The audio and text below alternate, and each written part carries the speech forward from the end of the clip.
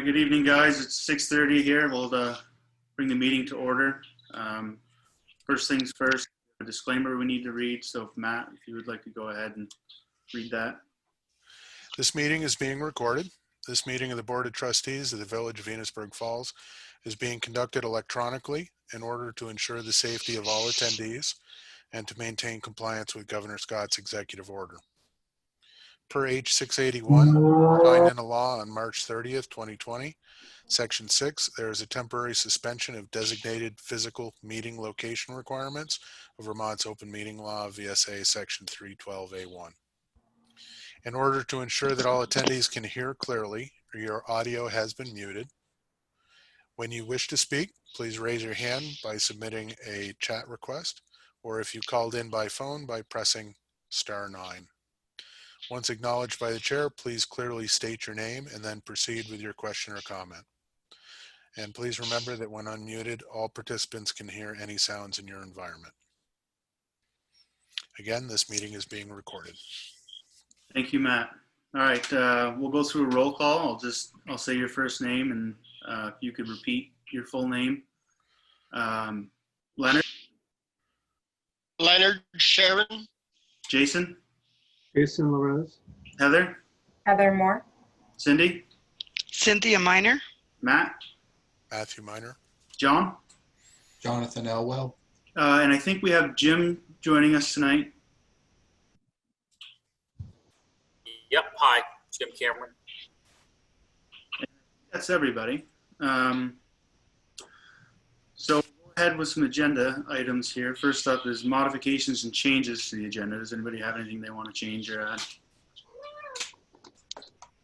All right. No. Hearing none, we'll move on to public comments. All right. So review and approval for the minutes of June 9th, 2020. Did everyone have a chance to look those over? Yes. If there weren't any errors or admissions, I'll hear a motion to accept the minutes. I motion to accept the minutes. Cindy. With a motion, do I have a second? I'll second, Jason. I'll second that. All those in favor say aye. Aye. Aye. Those opposed, nay.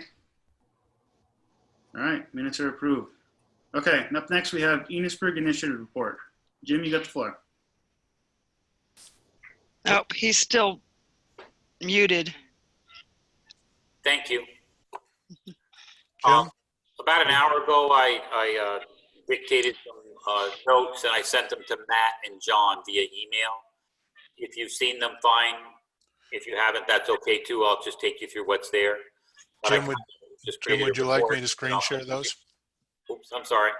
Would you like me to screen share those notes? Sure, that's great. Just give me one moment here.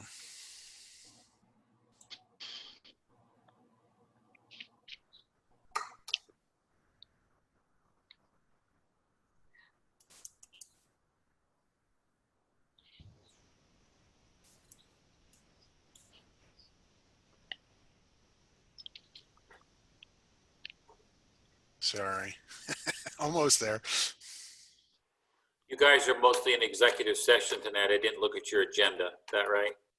Yeah, there's just a couple more agenda items, but yeah, mostly executive. Okay. Everybody see that? I can. Yep. Yep. Well, you know, I think what I'll do is just, you're just seeing this for the first time, obviously.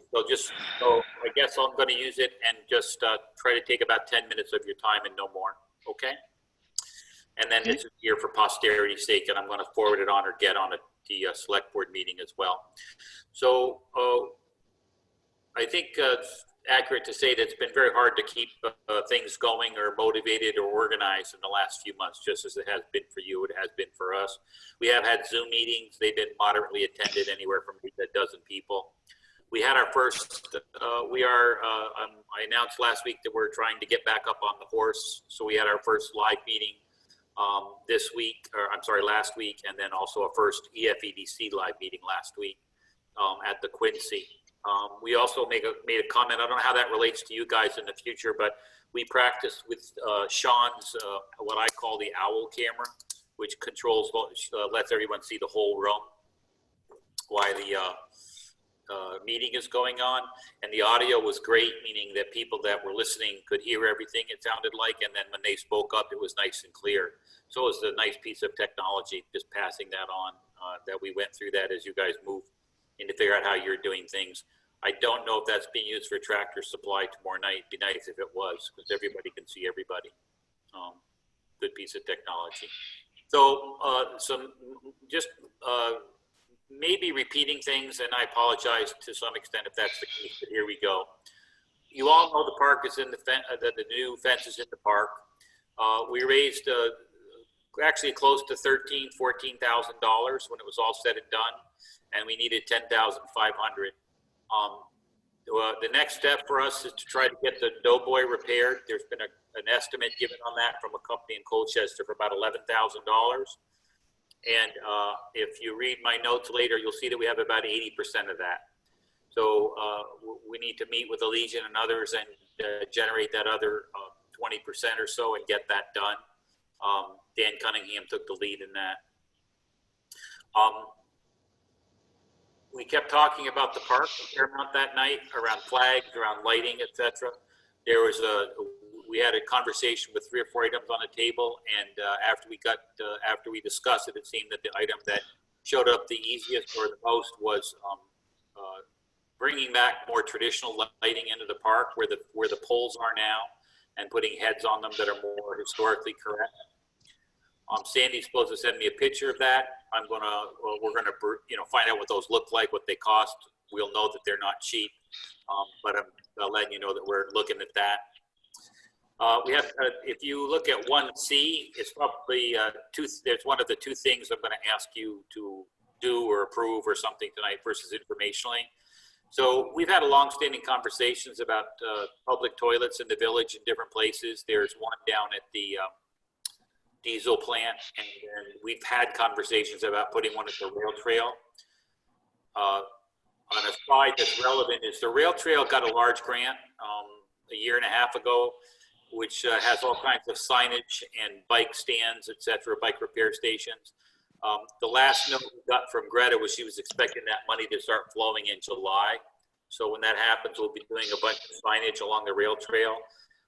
We're anticipating that she's going to put a bike repair station at near or by the kiosk on Main Street, and we'll get to that in a second. But back to this one, I just jumped back into. To cut to the chase, we would like to ask you guys to consider and, as an experiment, install portable toilets in the park, the main park, Lincoln Park. My note will tell you that I understand there's been vandalism and such in the past, but down at the diesel plant, when I've been down there to do volunteer work or whatever, they all seem fine and in good condition. And when I've been at meetings and mentioned it, no one said that, oh yeah, they got tipped over 3 times last month, or, they were trashed somehow. So it may seem like it's out of the blue, but it's really part of trying to make Enosburg walkable, visitable, people coming into town, people on the bike trail, visitors in town, and there's a place where they can use a public bathroom. I was just at the Westford Green last weekend, which is quite beautiful, rural but quite beautiful, and I was very surprised to see 2 portalets out in the middle of the green. One was ADA and one was not. They're not particularly expensive in light of a municipal budget. So if you want to let me run, I'm going to suggest that we run the comments and then maybe just come back to that. Is that okay,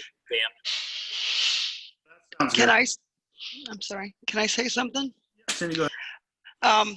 A couple weeks ago when it was nice and I was sitting at the village office waiting for Matt to come out, I actually took a picture of the man peeing on the backside of the diesel plant across the river. So I think Jim has a very good idea, and there's a lot of options out there other than just like the porta potty things that get put up too. They make complete little trailers, or we can actually have one built. But I agree with Jim that we need some sort of public restrooms. Okay, I'm done. portal at down by the diesel plant, though. That's weird that happened. Yeah, I know. He didn't know I was there, that's for sure. Okay, I guess Okay, I'm gonna continue and ask to come back to that. Is that okay, Sam, to do that way? Okay. Hang on, I gotta blow this up a little bit. Okay, the other thing that came up at the meeting the other night, and I sent out the emails, is simply said, people really, really appreciate the fence. They appreciate the doughboy more, and now they're looking at the flagpoles. We have a plan to come in July and repair, paint the existing flagpoles, and you'll see that next. I need your permission to do that. I know I heard last week when I was on a meeting that you guys had painted the cannon. Sandy, Ferlin, and Margie cleaned the monuments that were there. We have one more to clean, and we'd like to spruce up the flagpoles.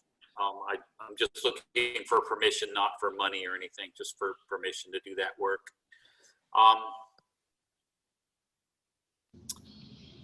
Okay, hang on a sec. I can't see some things here. I don't know how to blow this up. One moment. There it is, right there. Matt, can you blow that up? Because I'm hitting it and I won't do it. There we go. Thank you. So the flagpole issue is two parts. One is we'd like permission to paint it, and then Jim Croft showed up at the meeting and very much wants to talk about how to embellish our flag poles, the lighting. That came up a bunch of times, the lighting for the flagpole. That's an omission on my part, came up from a bunch of folks that they could be lit. Not my area of expertise, but what I'm trying to do is put the Legion together with Jim Cross to come up with a discussion and a plan. They're on the village property. My understanding is that for me, all of that, just to be straightforward, doesn't matter to me. People own this or that or whatever. To me, it's all in the village or the town, and we just need to sort of get it done, coordinate efforts to get it done. That said, the Legion controls the flagpoles. My understanding is they're theirs. And they've already told me it's okay at their end to paint them, but it's on your property, so etc. I need you to tell me that's okay. So we're going to work ahead on a flag thing, and we'll come back to you if anything, those things happen. The next thing I can see is the bike repair station. I've talked to you about that a little bit. What's nice to know is we're going to end up with net 3 bike repair stations. We have one that's going to have a floater right now. Our group talked about it, and then Steve Wadsworth is going back to the Recreation Committee to get their input and advice, again, to cooperate with everybody and say, where's a good spot for this, at the rec field, at the elementary school, or someplace else. And I'm thinking that even if we place it in Lincoln Park, which is going to be a specific request, maybe next week or next month, I'm sorry, is I think what we're going to have to do is plopping these into a concrete pail, about a half a foot below grade or a foot below grade. That way, if they need to be moved, they're a nuisance, there's a repair, it's an easy thing. It's not bringing in an excavator to pull it out or to do this or to do that. Still made because of the weight, but so we're working on that. Then the continued work on the Masonic Temple, and that's Sally and Dave Trihorn. They're relentless. They're relentless. And so when they're done, they've demolished the existing opening to the boot shelf, the overhang. And we're going to, when they're done and ready for us, we're going in and create a new opening, a new doorway, a new roof. And I have pavers from a previous volunteer project in Fairfield, and they've donated those to create the sidewalk over there. So whatever they end up wanting over there, or what's legal or permittable, we are going to create a walkway, 3-4 feet wide or something, and put it down on sand. It'll be fine. And then sometime in July, we're going to start directing some energy to the Opera House, volunteer efforts on the Opera House. Susie Hall Casavan has been, we've been talking about that a lot. They've got some grant money that they can spend. What we're talking about, getting 1 or 2 lifts up in the air and making carpentry repairs up high, maybe working on the doors, etc., that kind of stuff. We've also talked about redoing their floors while they're down right now. We have volunteers and we have equipment for free to do the standing on them, freshen them up. There's always other things I either leave off or might be going on, but I think that was a pretty good list. So what I would come back to is ask you to do, so I think the easy thing is, and that is, can I have permission to paint the flagpoles? Unless any board members feel different, I think if you want to go ahead and spruce those up, that's more than okay. And thank you for that. Yeah, Yes. that's a great idea. Thanks. So again, no objections, and I'll get it done. We'll get it done sometime in July. We'll do a Saturday thing and make it happen, okay? Great. Thank you. Yeah.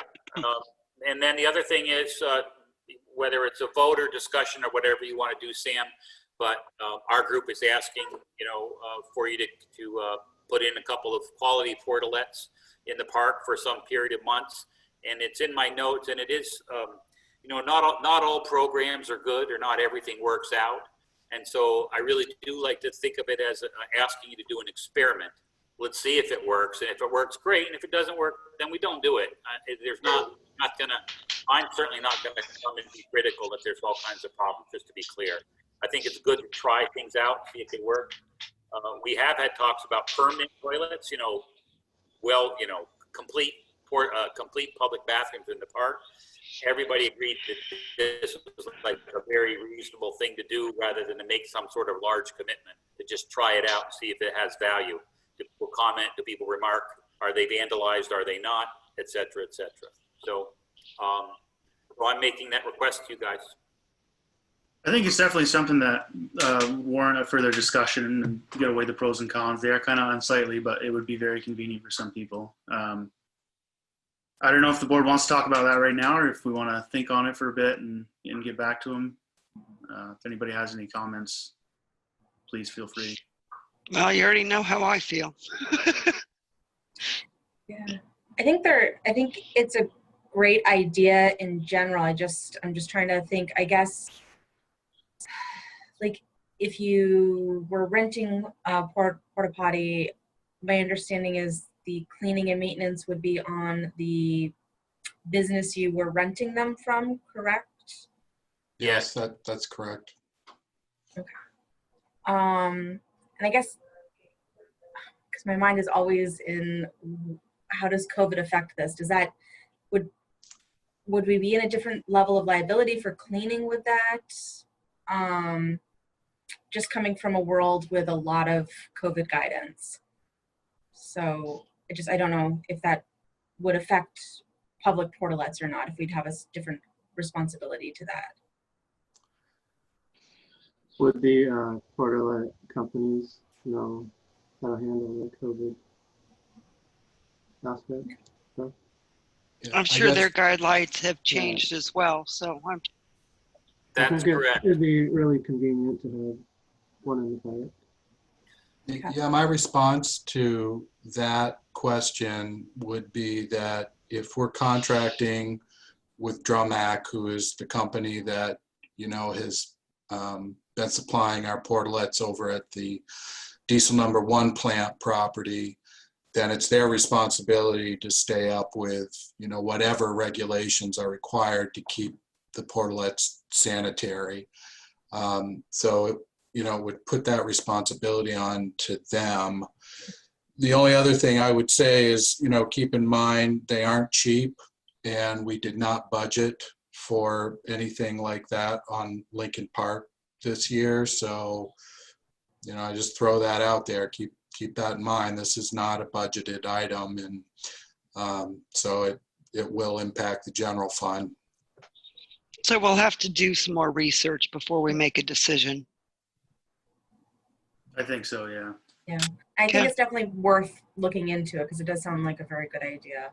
Yeah, and placement is my main thing. Where would you want to stick that? I mean, I wouldn't want to be looking at a porta potty if I'm trying to enjoy the park, but if we bandstand or something, then that would be different. That's what I was thinking, right up next to that perhaps. Yeah, Or maybe over in Maple Park. I mean, it's only a block away. right. Right. But tourists don't, like people visiting Enosburg don't go to Maple Park is my guess. Right, but we would obviously have a sign that would say public restroom or something that way. To answer your question, I think that we're going to have to stay on this for a bit, and we'll we'll get back. Okay. Is the board interested in requesting that staff do some additional research on this item? Yes. Yeah. Could I have a comment? Sure. Unfortunately, well, pardon me. The portalets right now are about 130 a month, and they are required to clean them twice a week now. It used to be once a week, and they have to clean them twice a week, and obviously make sure that the hand sanitizer is inside of it. At my job sites, I have guys who clean them every day as part of their responsibility for the job site, just for the record, just for whatever that's worth. What company was that, Jim? Was that Windward? I'm sorry? What company was that? We use the people out of Highgate. Okay, so Windward Environmental. Yes, correct. Yes, right. Yeah, it used to be $100 a month, and they jumped quite a bit even before COVID for some reason. The market allowed them to do that. They used to be $99 a month, basically, once a week cleaning, and now, again, it went up. I'm pretty sure we're paying 130 a month. So you're talking about $260 a month for however many months you might agree to do it. Okay. Talking about $1,000 to $1,500. All right, so we'll look into that and we'll get back to you. Okay. Thanks. Was there anything else that you wanted to add or anything, Jim? Nope, I don't think so. Okay, well, thank you very much. Okay. All right. Moving forward. Sorry, guys, I lost my packet here. All right. Up next, we have manager's report. Okay. First, just a couple of things related to COVID-19 issues. In general, there has been more allowances for businesses to open in Vermont, but in most cases, along with those allowances, there have also been many restrictions to what businesses can do if they do decide to open. Another thing that is important that has happened in the last week or so related to COVID-19 restrictions and slowly opening the Vermont economy is that patients in hospitals and in convalescent homes are now allowed up to 2 visitors per day. So for people in those situations or the family members of people in those situations, I think that's an important thing. For quite a long time now, convalescent home residents have actually not been allowed any visitors for a while. And then I think they were allowed to have 1 a day, and now they can have 2 a day.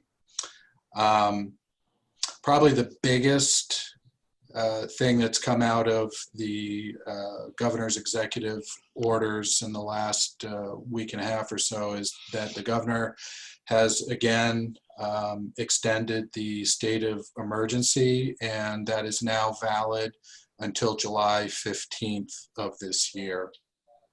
So as suspected, he did extend it again.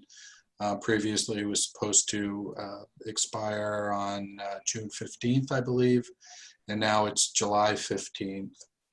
So a few things there related to COVID-19 issues. Another significant item is that outdoor activities and events have now been increased to 150 people, up to 150 people. Previously, it had been 25 people allowed at an outdoor activity. So that's a significant increase in what's allowed at an outdoor activity now, to go from 25 to 150.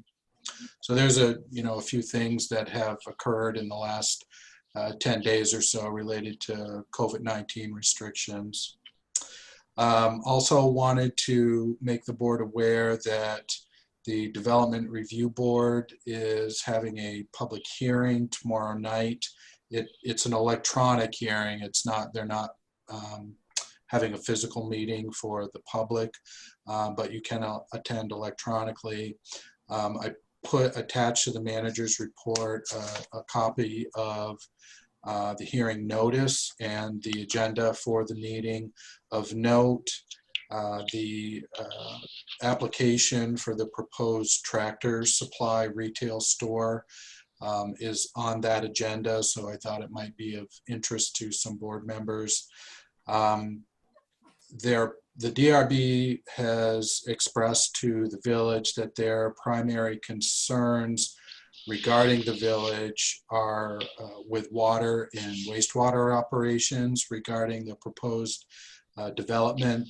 So I've arranged for Gary Denton, our Director of Public Works, and also Brian Ovitt, our Chief Operator at the wastewater plant, to attend this meeting.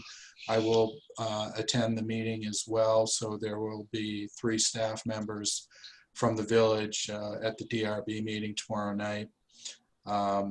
Yeah, so just thought I would let you guys know about that in case you were also interested in attending or hearing what was being said.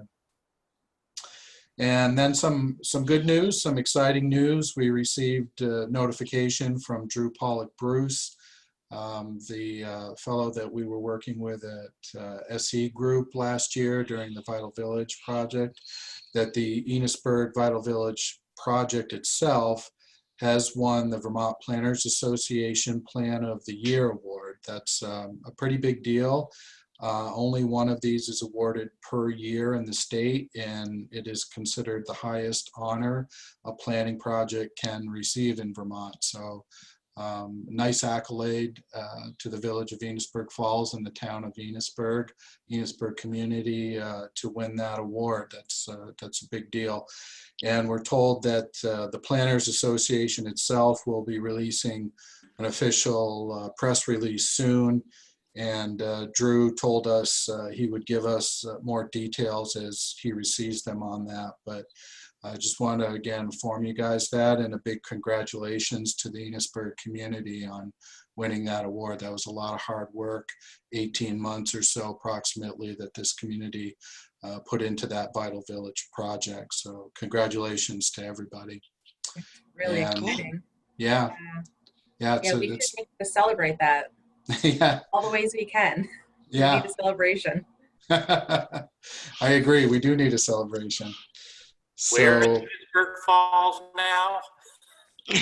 right. Here's Enosburg Falls. And that's all I have for manager's report tonight.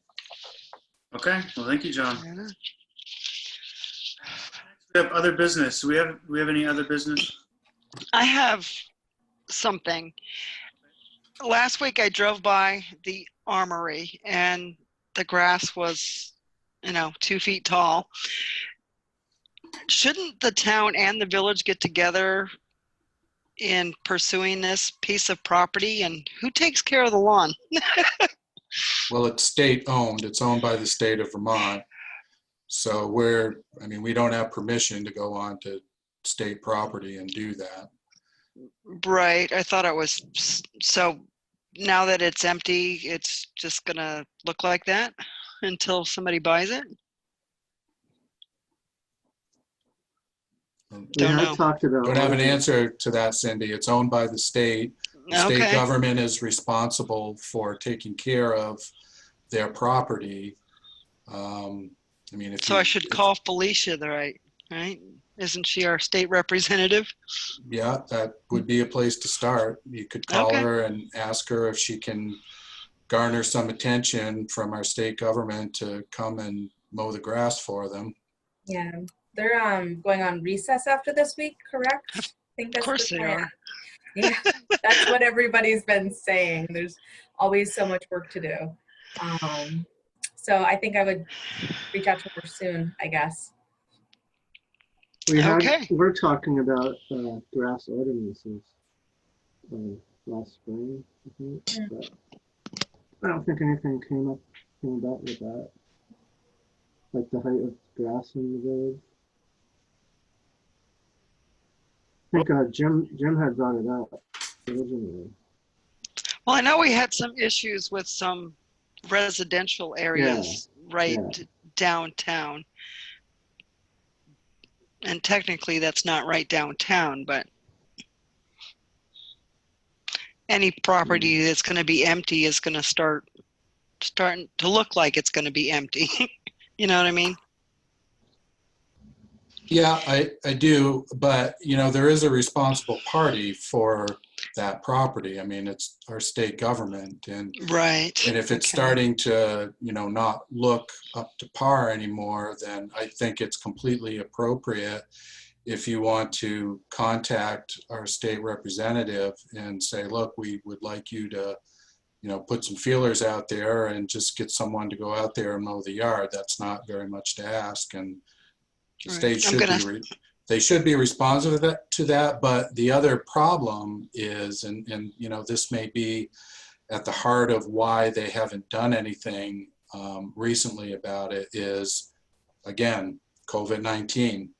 Right. And most of our state employees are not working right now. I can tell you, because it's incredibly frustrating every time we have to get a hold of a state employee to try and talk about something. They're all working from home, if they're working at all. And a lot of things are just not being done that are typically being done by our state government. I mean, AOT for a good period of the end of winter and going into spring was, not doing anything at all. I mean, we were picking up all the trash on the roads for them, because they weren't doing it, even though there are parts of the village that are within the state's jurisdiction along 105 and 108. AOT wasn't working. All their employees, were put on furlough, and they were told not to report to work for any reason. So I'm just saying, I think this is probably contributing to that, is the state is, not having their employees do all of the typical work that they would normally be doing. And I wonder if maybe that's the reason they haven't been over there to mow that yard. Right. But So it's totally appropriate to put a feeler out, Cindy, and see what. all right. Well, I Alicia already can sent do. her a message, but me as a private citizen, I can ride my little mower over there and mow it myself, or am I going to get ticketed for trespassing? Well, I don't know. You'd have to talk there's to the state about that. right. Yeah, I mean, there's I'm no sure you're able signs to- that says it's posted.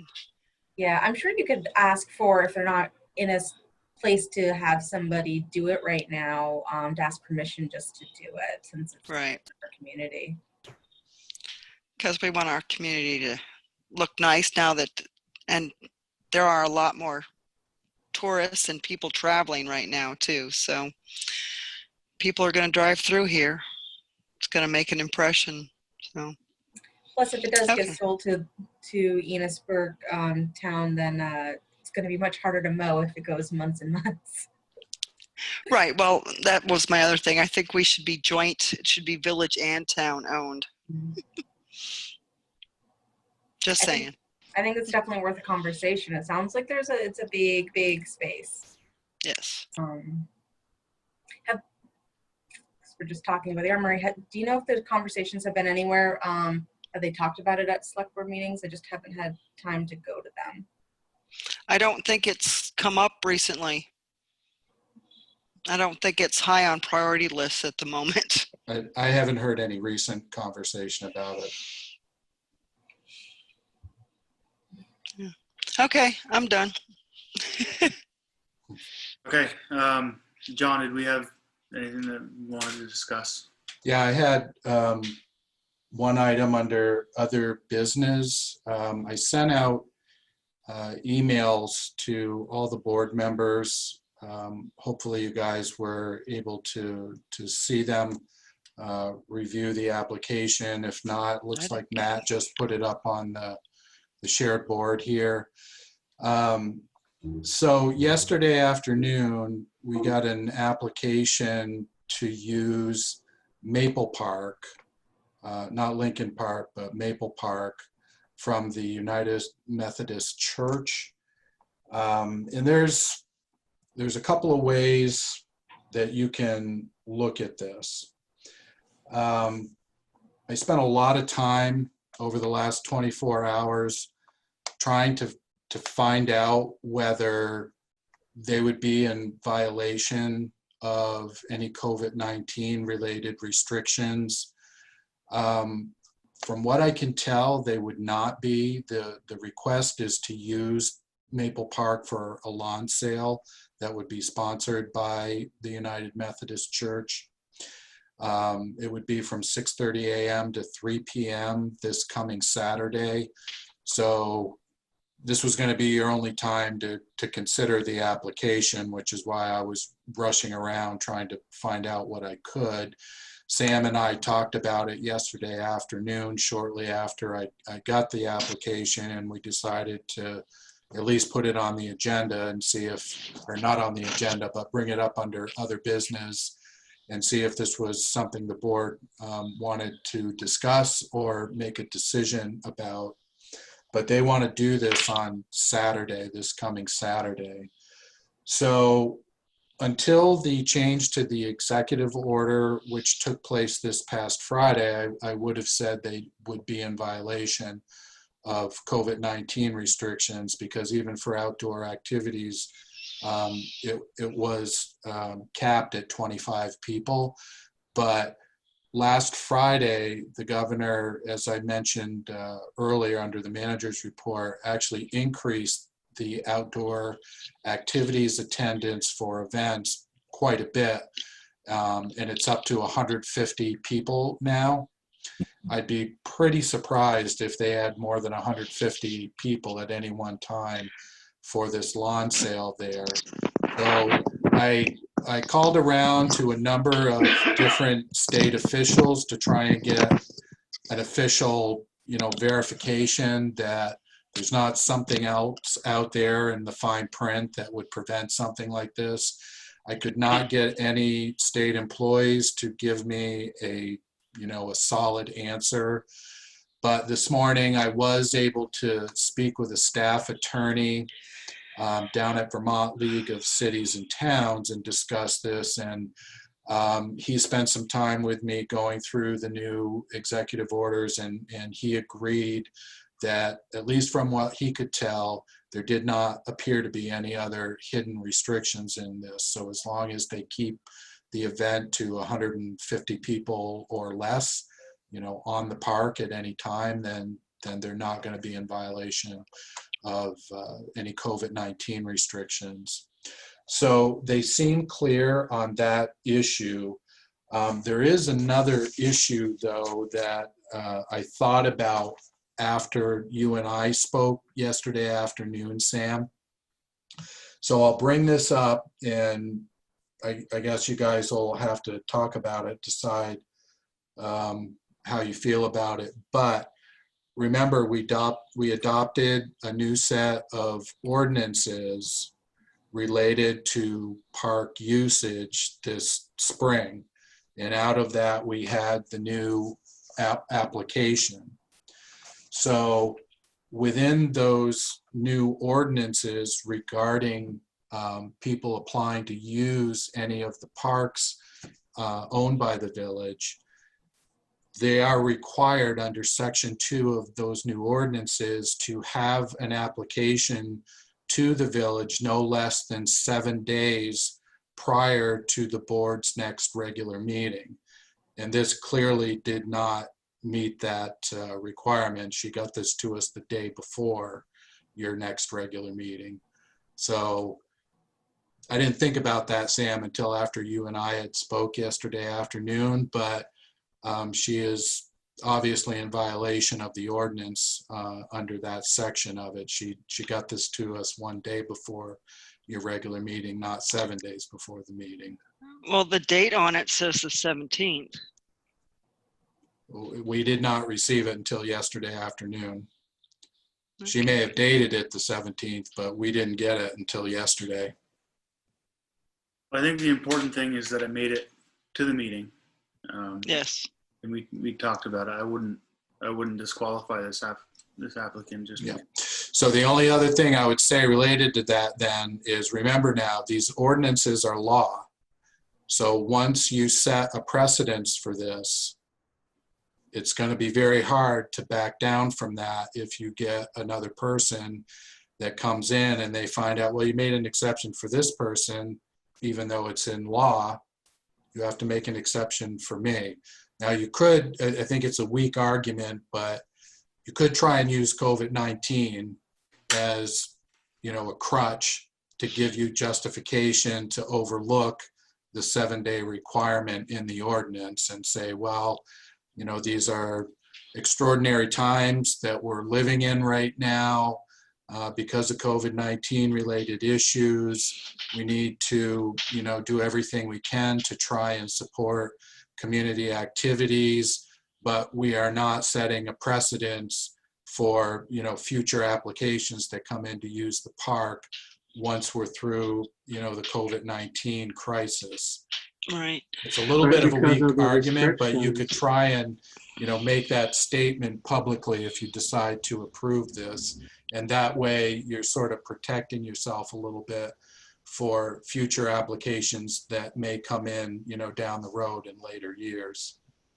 Are we, if we approve this, are we going to require the people working the lawn sale to wear masks? You can make whatever requirements you want of them. I would, at a minimum, if the board wants to approve this application, I would certainly put in here under the conditions for approval that the United Methodist Church has to follow all COVID-19 regulations and restrictions. And I would certainly also require them to make sure that they have the village covered under their liability insurance, which is a requirement anyway, Right. under the new ordinance that the board adopted this past spring. No. Everybody's supposed to do that anyway. So, but I would certainly make that clear in the conditions that they would have to, you know, by noon on Friday, get us a certification that they have us covered under their liability coverage for the event. And so at a minimum, I would make those two things a condition of the approval if you want to approve this. Thank you. Yeah, I think we should definitely make it that they need to stay up with the current COVID regulations, because it could change before Saturday, because they change all the time.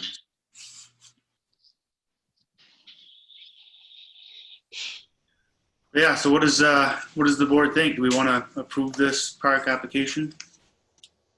use application? Like, I see both sides to, like, not, I mean, just about the timing, I see both sides, like what John presented about setting precedents. But they weren't able, with the restrictions, they weren't able to get it to us 7 days before because they changed. Well, the office has been closed too. Less than 7 days prior to our meeting is when the restrictions changed. Right. Yeah, the onus is on the applicant to get it to us, to get it in the office 7 days. However they choose to do that is up to them. You know, they can put it in the mail, they can send it to us via... 7 days ago, they might not have been able to have this event with the restrictions how they were. All right, Well, you're right, Jason, there. The restrictions, So that's why COVID-19 restrictions reason would for have waiving prevented them that. from doing it actually until this Friday, because the new requirement, the 150 person requirement, although it was signed into the new executive order last Friday, it doesn't take effect until this Friday, the 26th, which is a day before, one day before when they want to have the lawn sale. So you're right. That can be our reason for waiving that, is because Yeah. Makes sense. Yeah, as I said, I mean, it's a little bit of a weak argument, but I think if you wanted to use COVID-19 as sort of a reason, a justification, without setting, you know, precedents for any future applications, I think you could do it. It's a little bit of a weak argument, but you could do it. Okay, well, I have a question that pertains to that. Right on the application is stamped the date it was received. Is that public record? Yeah, if anybody asks to see it, certainly they can see it. I mean, it's anything that's discussed in the board's regular meeting is a matter of public record. Okay, and it does say that it was received the 22nd. That's correct. On an She approval. may have been working on this on the 17th. And that's possible. It's dated the 17th, but we didn't get it until yesterday afternoon. Did she mail it or did she deliver it? You know, honestly, I'm not sure, Cindy, how she got it here. I don't know if she put it in the mail or she sent it to Psyche, you know, on Psyche's email account. I'm not sure. I got it in my inbox yesterday afternoon from Psyche with the stamp on it. Psyche stamps all mail Right. that comes in with the received on date. So there's a record of when we actually got it into the office. But I didn't ask Psyche, did this come in regular mail or did you get it in your email account? Well, even then, I mean, the post date on it wouldn't be a week ago because it's local. Never mind. It didn't get hung up in the mail. That's what I'm saying. I can't expect there to be much backlash from this. If anything, it would look worse, I think, having this application come up in meeting and us denying it because it didn't make it in time for the meeting. So the COVID thing, yeah, I can see maybe they filled it out on the 17th, figured out they weren't able to even host the event, and then delivered it to us as soon as the new regulations changed. That could make sense, and I don't think that the timing should affect our decision on this. Were they aware of the date that it had to be 7 days before? Maybe they weren't even aware of that. It's possible they weren't, Leonard. I don't know. I didn't ask Susan Stanley, the woman that filled out the application, whether she was aware of the 7-day criteria or not. Yeah. But again, it's kind of irrelevant. It is part of the criteria. It was part of the ordinance that was adopted by the board, and you know, it's up to the applicant to make sure they're following the I ordinance. forget, is that written on the application, the 7-day? I don't think there is. I don't think it is, but I mean, there's a copy of the ordinance that people can review. It seems to me we approved that during this pandemic. So I guess there's plenty of room for leeway. A lot of people may not even know that we adopted a new park application. So Yeah, Yes. it's possible, even though we have to go through a very public process, and we discussed this, I can't even remember how many times, probably about 5 or 6 different board meetings. We discussed this, and then you have to publish it in the newspapers. I mean, it's a process to, you know, adopt a public ordinance. Even though we went through all that, you're definitely right. There probably are still some people in the community that are not aware that that had taken place. Jason, to answer your question, there is nothing on the application that talks about the deadline with which it needs to be submitted. That's definitely something that we may have missed when we were reviewing that form. maybe that's something we should add to it, a disclaimer type thing or a light item right at the front that application needs I to know be when we were submitted. doing the ordinances, we didn't like that 7-day thing, but we didn't want a time frame, but we ended up doing it for some reason. I forget. Well, there was a lot of discussion about it. Our attorney actually had a much longer lead time in the original proposal that was given to the board. I think originally it was like 15 days. And then we talked about, you know, making it 10 days. We talked about making it 5 days. Everyone at the end agreed there should be, you know, some kind of lead time, because it's created problems where people have done, you know, kind of this, where they've waited to the last minute, turned in an application to the office, and then, you know, the staff is scrambling around trying to figure out, you know, is this going to be okay? And I understand the board wants to be, you know, as responsive to the community as you can be, but it's a two-way street. You know, the public also has to be responsible to the board. And, you know, at the end of that discussion, the board agreed that 7 days prior to the board's next regular meeting seemed an agreeable time frame that, you know, somebody should be able to get an application in front of us if they're spending time trying to organize an event. And aren't they supposed to be reading the ordinance as part of the application process? I feel like that, right? Well, So they should. I mean, you can't force them to,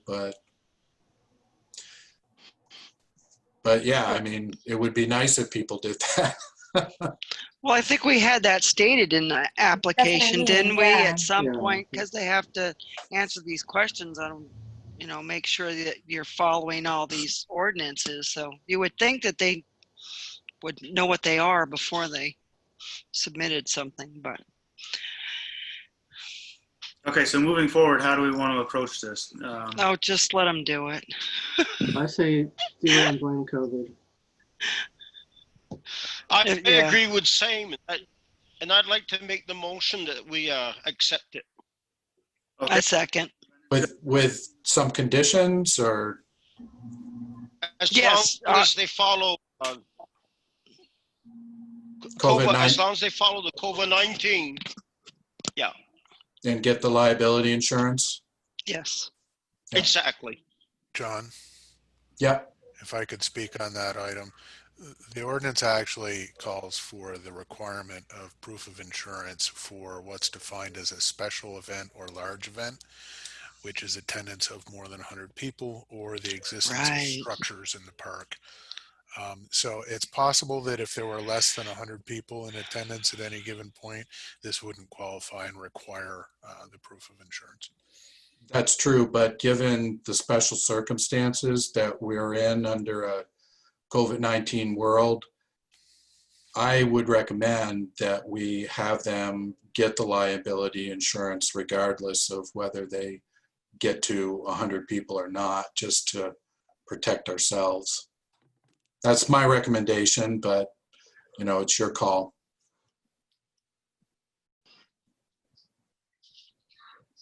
For the record, I did have a conversation with Susan Stanley earlier today and asked her if she would have a problem if that was a requirement made of her, and she said no. Okay. so I guess we'll do the two conditions stated. So Leonard, you did have the first motion. Cindy, you had the second. Yes. Okay, so let's take a vote. All in favor of approving the application with conditions, say aye. Aye. I Opposed, nay. All right, it's unanimous. Okay, we'll let her know. Thank you, guys. Was there any other business that anybody had? I'd like to ask, when last meeting or a couple meetings ago, Gary Denton talked about the lights, the street lights, and how he was going to replace like 22 of them. What is that happening? Or because he said if we did it right now, we could get a well, what do you call that, from the Vermont A discount. Yeah. Yeah. Vermont Efficiency was going to help. So is that happening? Yes.